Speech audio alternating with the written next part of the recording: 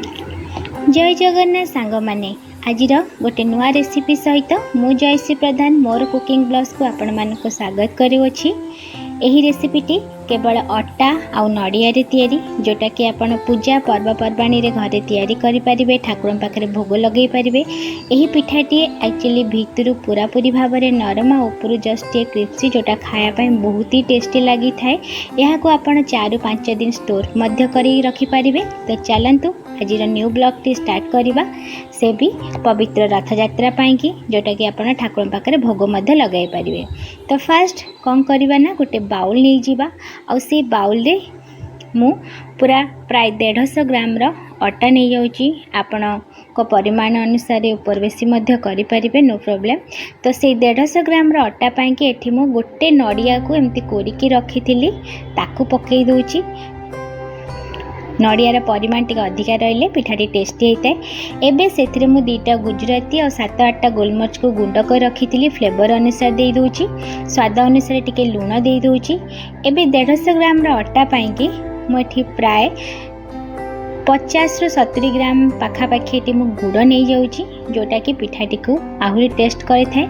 चीनी बदल में आप गुड़ नेले पिठाटी भल लगी थाए। जदि आप गुड़ नथिबो ताले आपण चीनी मध्य नहीं पारिबे। एबे एथिरे मु प्राय 100 ग्राम रो मेल्टेड घी नहीं जाऊँगी जोटा कि पिठाटी को आहरी नरम आ क्रिस्पी बनइबो आ पिठाटी रो स्मेल मध्य भल रहिबो। एबे सब गुडी को कोन करबा ना भल भाबरे टिके गोळेई दबा। जेते आपण अटाटी को सब जिनस गुडी को भल भाबरे गोळेबे चकटाटी सेते मध्य नरम रहिबो। आउ हाँ, ये चकटाटे केबे भी पानी देबेनी, काना पानी देले कोन होबो ना पिठाटी तो मध्य हे जीवो किंतु स्टोर बेसी दिन रही पारिबो नाही।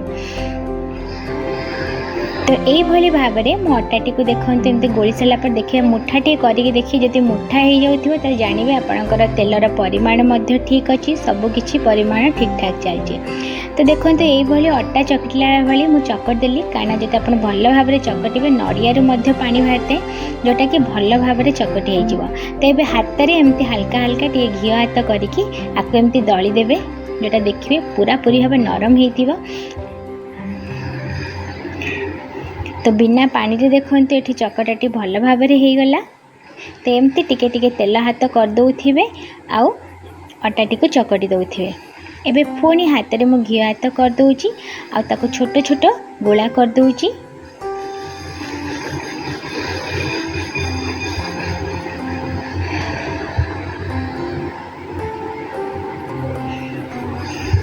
ये देखंतु बिना झंझट रे पिठाटी केते सुंदर भाव में हो आ बहुत कम समय मध्य लगी थाए।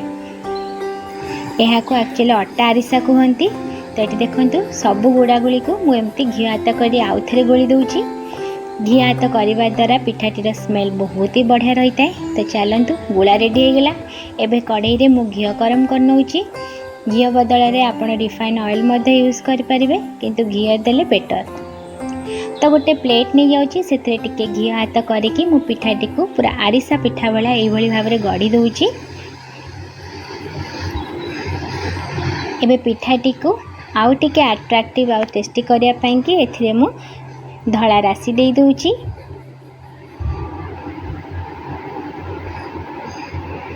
जोटा खाया पाई भल लगी थाए आ बाहर मध्य बहुत सुंदर देखा जाई थाए।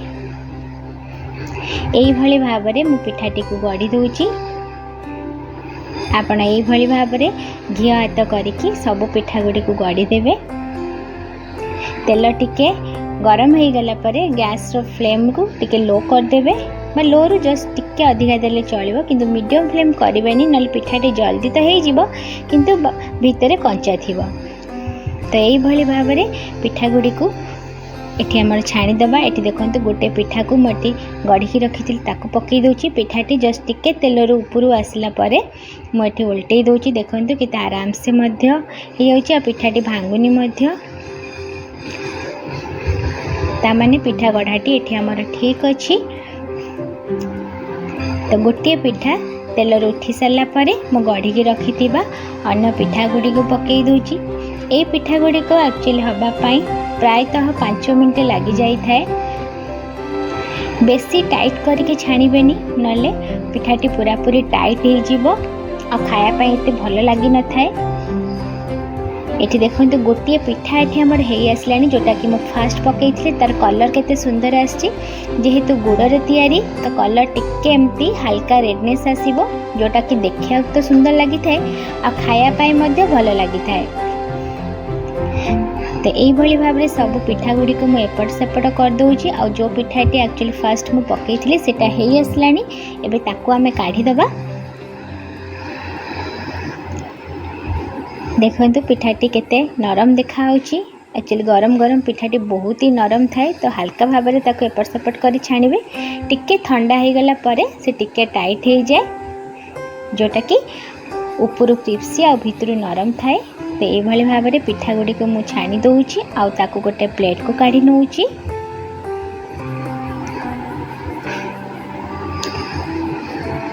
तो सेम प्रोसेस रे एबे से तेल रे मो अन्य पिठा गुड़ी को जोरा गढ़ी रखी ताकू पकई दूची। तो यही भली भाव में आपण सबू पिठा गुड़ी को छाणी देबे बेसी टाइट करके छाणीबेनी।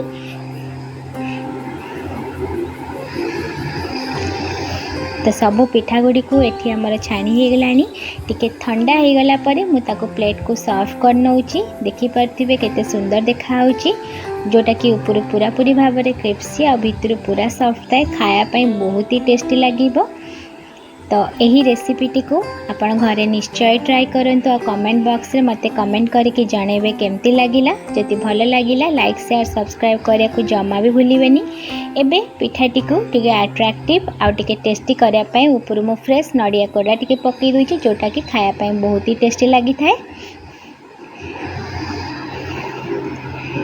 तो केमती लगिला ये अटा आरिसा पिठाटी मते निहायती जणेबे। रहुची पुणी देखा नेक्स्ट वीडियो रे।